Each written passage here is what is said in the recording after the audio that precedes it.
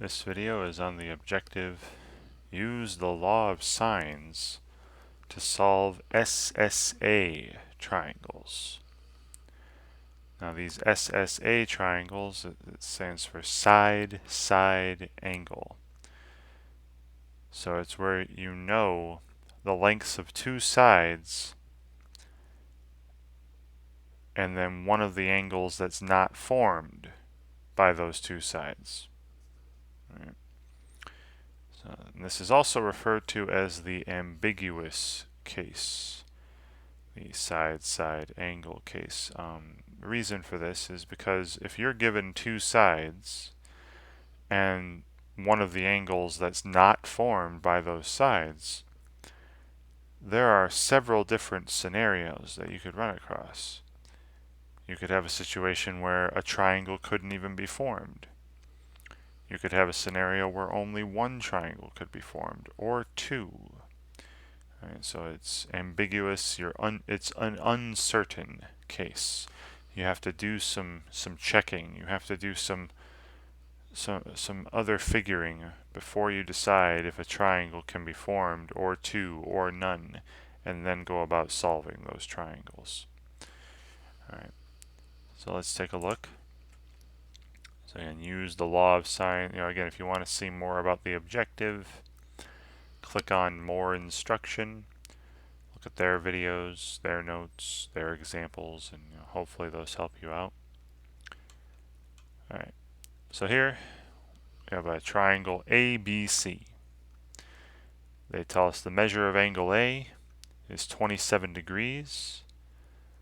Remember the side opposite angle A will be little a, so the side opposite angle A will have a length of 37 units. And little c, which will be the side opposite angle C, has a length of 28 units. Alright, so this is the side-side angle case. You got two sides and one of the angles that they don't form. Right, side little a and side little c would form angle B, right, the other letter. And side little a and little b would form angle C, and so on. Right. So yeah, we're given angle A, right, an angle that's not formed by one of these two sides. All right, so I'm going to start drawing a picture, right, and write down all this information. So we're given an angle, right? Say I'm going to try my best to make this, to eyeball this. They're saying this angle A is 27 degrees. Right. And I'll say this side here, that's 28 units long. Let's say this is little c. And then the side opposite, little a is 37. Okay, it's going to be longer, 37. Little a is 37. This might not be a great drawing. Now their question at first, so this would have to be angle B. Again, the angle formed by little a and little c is angle B. And the angle formed by little c and little b would be angle A, and the angle formed by little a and little b would be angle C. Okay. Now I put a dotted line here because again, this is that side angle case. I know two sides and one of the angles that they don't form. Now I've also seen this called the angle, the angle side case, the ass case, right? Ooh, all right. But I won't refer to that as much. But maybe you'll remember that's the bad one. That's the ambiguous case, the one where like, ooh, can I even form a triangle or not? All right. So we got some checking to do. We got some things to figure out here in the SSA case. The first being, well,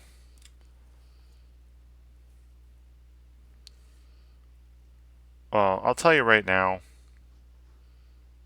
because this opposite side is longer than this side here, you're going to be able to form only one triangle. Imagine this point here where angle B is formed is a pivot point, and then I start swinging this side around. I can swing it back and forth and move it in a circle. Swing it. Well, we can form a triangle when it hits this third side, this dotted line here, from the 27-degree angle, and it would hit this at some point, because again, it's A is longer than C. The side opposite is longer than this first side. So this tells me that, I'm going to tell you right now, this is one of those, hopefully you're going over those cases and reading the more instruction or reading your textbook. This is a case where one triangle can be formed. Right, one triangle can be formed. Because again, if you think, if I swing this around further, if this is 37, that's 28.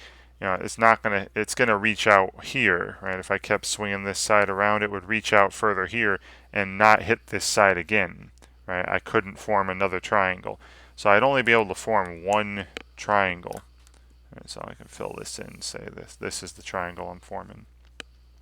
Right? Now, what kind of a triangle? Now you can go about, solving, and I'm going to do that in a second. I'm going to go and actually solve this triangle. But hopefully you recall the relationship I mentioned in previous objectives, that the order that the angle measures come in should be the same as the order that their opposite side lengths come in. So you see how 37, little a is longer than little c? Right? 37 is bigger than 28. That means that angle A will be bigger than angle C. So right away I can tell, right, and we'll figure this out in a second, right? I'll actually, like I said, I'll go through the steps and solve it, but right now, based on the information I'm given, I know that this is smaller than 27 degrees, this angle C, right? All right, and if this is smaller than 27, then A and C together make something less than 54 degrees. All right, that means A and C together are going to be less than 54 degrees, right? 27 and 27. And if these two together are less than 54, and all three angles have to add up to 180, I know that this angle, right, the angle B, has to be basically bigger than 126 degrees. This is 126 degrees or more.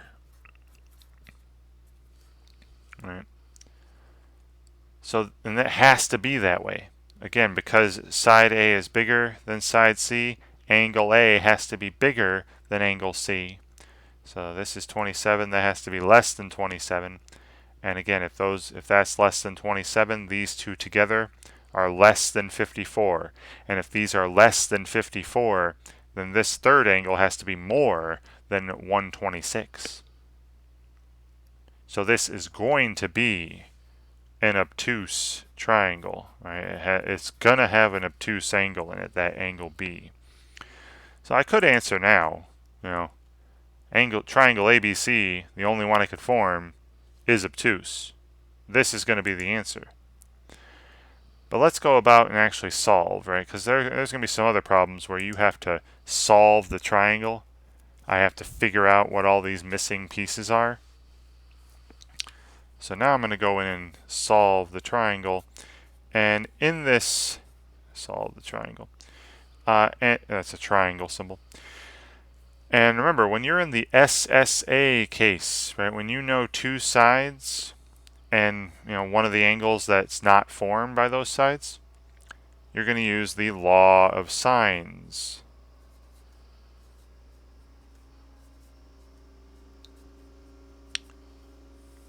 Okay. Now the law of sines, if you recall from maybe another video, a previous objective, is this. The sine of angle A divided by little a, right? The sine of an angle divided by its opposite side. That ratio is the same for every angle and every opposite side. That'll be equal to the sine of angle B divided by little b, and both of these will be equal to the sine of angle C divided by little c. And you could flip these if you want as well. And this is good for any triangle. Right? This works out for any triangle, right triangle or not. Then we're only going to pick two of these and write an equation. Now I'm going to pick two of them so that I only have one unknown. Right? I want to solve for one unknown. Well, let's see. I know both the A stuff. Right? I know angle A. I know side A. And the only other thing I know is little c. So I can use the law of sines here to find angle C. All right. So I'm going to use this. We're going to use the sine of angle A, right, 27 degrees, divided by little a is 37. That should be equal to the sine of angle C. Now again, I don't know angle C. Divided by little c. Now I do know that, right? Divided by 28. And then I'm going to solve this for angle C by doing the following. Get the sine of C alone, right? Get the sine of C alone. Right? So I'm going to multiply by 28, and we'll have the sine of C equals 28 times the sine of 27 degrees divided by 37. All right. And now that I have the sine of C alone, I'm going to then take the inverse sine. All right. So angle C will be the inverse sine of this 28 times the sine of 27 divided by 37. All right, and I'm going to round this to the nearest degree. All right, so I'm going to pull up a calculator here. Make sure I'm in degree mode. All right, so I am right now. Good. All right, so I do inverse sine of 28 times the sine of 27 degrees, and then that divided by 37. All right, and so it's about 20 degrees. About 20 degrees if I round to the nearest degree. And I said that earlier, right? Remember, I said angle C was going to be smaller than 27. Right, this is approximately 20 degrees. And if this is about 20 degrees, and remember all three angles have to add up to 180, then angle B, right, would be, these add up to 47, and then for all of them to add up to 180, angle B would have to be approximately, let's see, 47, 133 degrees, right? So I could figure that out, right? Once you have two angles in a triangle, the third one's pretty easy. So yeah, so angle C is about 20 degrees. And knowing these two, and then those all add up to 180, right? 133 and 20 and 27. All right, and then finally, the only thing I'm missing is side B. Right? So again, using the law of sines, I know the A stuff, right? So again, I'll do sine of angle A, sine of 27 degrees, divided by little a, right? Divided by 37. Equals the sine of angle B, the sine of the, again, around 133 degrees, right? I'm using a rounded number here, so this might not be as accurate as I hope, but it'll be close enough. All right, and they're not even asking for this anyway. I'm just showing you how you would go about solving a triangle using the law of sines. Divided by little b, right? And I want to know little b. All right, so an easy way to do this would be, you can do some cross products if you want. Got b times the sine of 27 degrees would be equal to 37 times the sine of 133, right? Doing cross products. And then just divide by the sine of 27, right? The sine of 27 degrees is a number. Get b alone, I would divide by it. So b equals 37 times the sine of 133 degrees divided by the sine of 27 degrees. All right. And back on my calculator, and I'll just punch that in, 37 times the sine of 133 degrees divided by the sine of 27 degrees. So little b is approximately, say, 59.6 units long. Again, that's not perfectly accurate because I did use a rounded value for the 133 degrees, but it should be close enough. Right? It should be pretty relatively close. So little b here is approximately 59.6 units long. There we go. But you can clearly see now, right? Now you can clearly see that this is an obtuse triangle. It has an angle that's greater than 190 degrees in it, right? All right. So all they asked for though was, again, I figured that out way earlier. I didn't have to solve the triangle here, but I know that later they do have you solving the triangle. All right.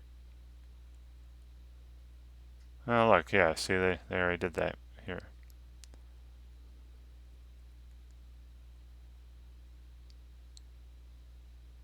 Yeah. See their angle B ended up being 132.9, 133 degrees. Their angle C ended up being 20.1. Now I'll talk about this other possibility later. Right? They say they gotta check the other possibility. The complement of this, or sorry, the supplement. The supplement, right? The angle that adds up to 180 with this, and you gotta check that as well. And it's like, we didn't have to here. All right, they mention it. We didn't have to. I'll get to a problem later where we actually have to use this other possibility for that angle C or whatever angle. You'll see in a future video. But yeah, so you see they ended up with their angle B being 133 degrees, 132.9 like I said, and that's definitely obtuse, right? All right, and that was it for that. All right, so hopefully watching me go over this, the procedure of using the law of sines to solve a triangle, hopefully that made sense. You look at your more instruction when you need to. Read the answer explanations when they come up. I'm hoping all this stuff helps you out when you're going over this material on your own. All right, and thank you very much for watching.